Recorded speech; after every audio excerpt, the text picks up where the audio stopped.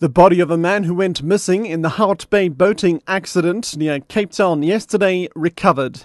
And the Ethiopian government pledges to support Dr. Nkosazana Dlamini-Zuma. I'm Richard Brooks. The body of a man who went missing in the Hout Bay boating accident near Cape Town yesterday has been found, and the vessel also recovered. 38 people, including international tourists, were on board the boat when it capsized just north of Dacre Island yesterday.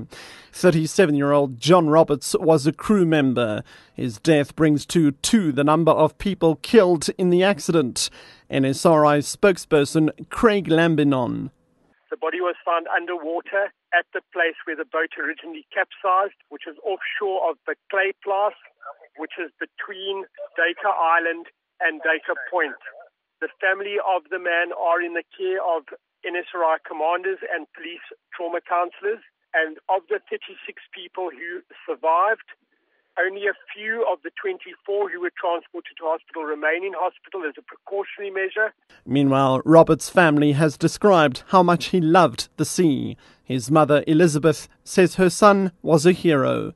He actually wanted to be on the sea, loved his job. But they say he was on the boat trying to save people. He took off his life jacket and he gave it to one of the passengers on the boat.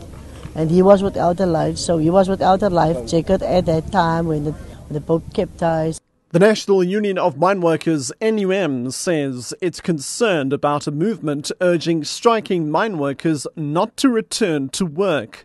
NUM was responding to a report that representatives of striking mine workers were urged at the launch of the movement in Rustenburg yesterday not to return to work. NUM spokesperson Lesiba Sishoka says this will impact negatively on workers. We've got a problem with the notion that people are persuading mine workers to never return back to work until the mines are nationalized. That is a problem to us because, in a sense, we are going to see a whole lot of people being laid off because they've been away from duty over a long period. And these groups are not going to be in a position to provide solutions to that unemployment or retrenchment.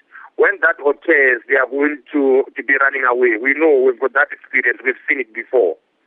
The Directorate for Priority Crime Investigation has pledged to make both the Northern Cape and the Free State crime-free regions.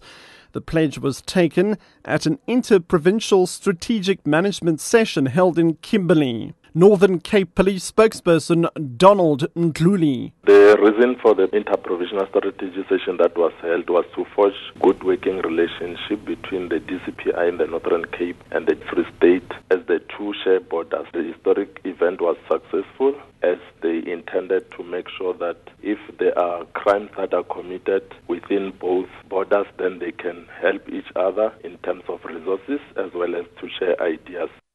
The Ethiopian government has pledged to support the newly elected chairperson of the AU Commission, Dr. Nkosazana Dlamini-Zuma, during her 4-year stay in Addis Ababa. Dlamini-Zuma paid a courtesy call on Ethiopia's Prime Minister Ato Desalegn earlier today, ahead of her inauguration as the new head of the AU Commission tomorrow. She takes over from Jean Ping.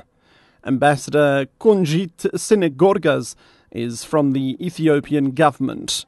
My Prime Minister has very warmly welcomed her. As you know, Dr. Zuma is not new to Addis or to Ethiopia. As Foreign Minister, we have worked very closely with Her Excellency, and we will continue to do so. My Prime Minister has assured her that Ethiopia, himself and all of us, will give her the full support that she needs. But one thing that I would like to underline is that Dr. Zuma will have all the support of Ethiopia.